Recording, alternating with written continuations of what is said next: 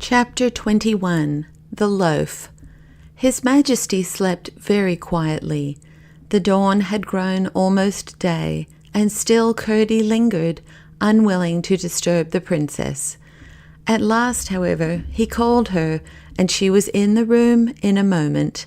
She had slept, she said, and felt quite fresh. Delighted to find her father still asleep, and so peacefully, she pushed her chair close to the bed and sat down with her hands in her lap. Curdie got his mattock from where he had hidden it behind a great mirror and went to the cellar, followed by Lena. They took some breakfast with them as they passed through the hall, and as soon as they had eaten it, went out the back way. At the mouth of the passage, Curdie seized the rope, drew himself up, pushed away the shutter, and entered the dungeon. Then he swung the end of the rope to Lena, and she caught it in her teeth. When her master said, "Now, Lena," she gave a great spring, and he ran away with the end of the rope as fast as ever he could. And such a spring had she made that by the time he had to bear her weight, she was within a few feet of the hole. The instant she got a paw through, she was all through. Apparently their enemies were waiting till hunger should have cowed them, for there was no sign of any attempt having been made to open the door. A blow or two of Curdie's mattock drove the shattered lock clean from it, and telling Lena to wait there till he came back and let no one in, he walked out into the silent street and drew the door to behind him. He could hardly believe it was not yet a whole day since he had been thrown in there with his hands tied at his back. Down the town he went, walking in the middle of the street, that if anyone saw him, he might see he was not afraid and hesitate to rouse an attack on him.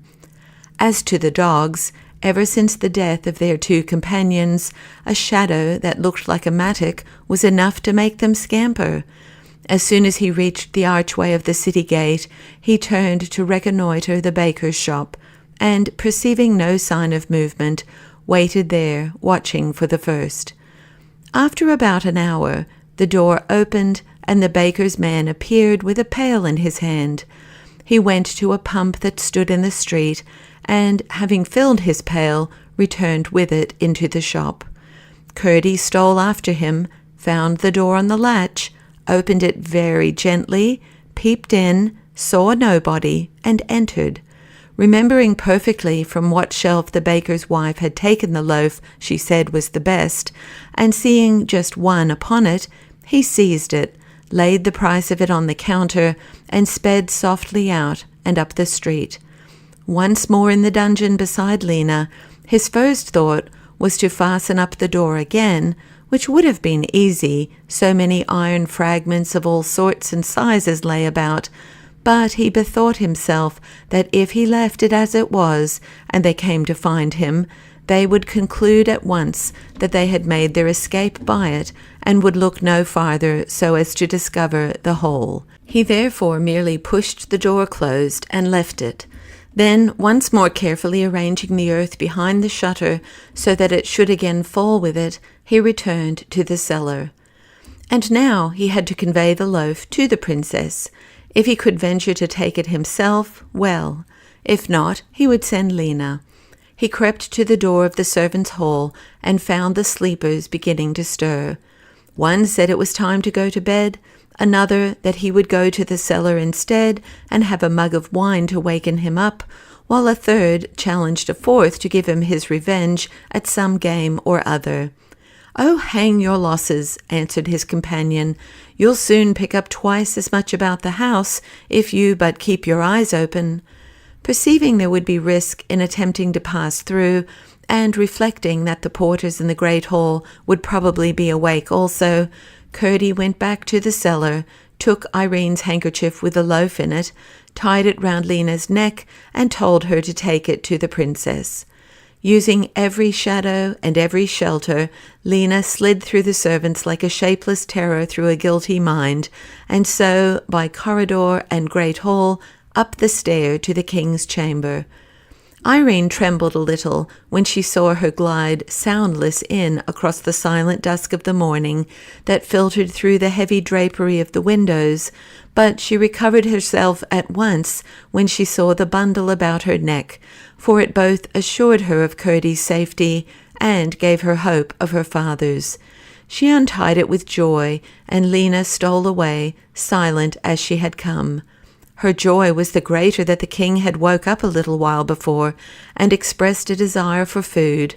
Not that he felt exactly hungry, he said, and yet he wanted something. If only he might have a piece of nice fresh bread. Irene had no knife, but with eager hands she broke a great piece from the loaf and poured out a full glass of wine. The king ate and drank, enjoyed the bread and the wine much, and instantly fell asleep again. It was hours before the lazy people brought their breakfast. When it came, Irene crumbled a little about, threw some into the fireplace, and managed to make the tray look just as usual. In the meantime, down below in the cellar, Curdie was lying in the hollow between the upper sides of two of the great casks, the warmest place he could find. Lena was watching. She lay at his feet, across the two casks, and did her best so to arrange her huge tail that it should be a warm coverlet for her master. By and by, Dr. Kelman called to see his patient, and now that Irene's eyes were opened, she saw clearly enough that he was both annoyed and puzzled at finding His Majesty rather better. He pretended, however, to congratulate him, saying he believed he was quite fit to see the Lord Chamberlain. He wanted his signature to something important, only he must not strain his mind to understand it, whatever it might be. If His Majesty did, he would not be answerable for the consequences. The king said he would see the Lord Chamberlain, and the doctor went. Then Irene gave him more bread and wine, and the king ate and drank, and smiled a feeble smile, the first real one she had seen for many a day. He said he felt much better, and would soon be able to take matters into his own hands again. He had a strange, miserable feeling, he said, that things were going terribly wrong, although he could not tell how.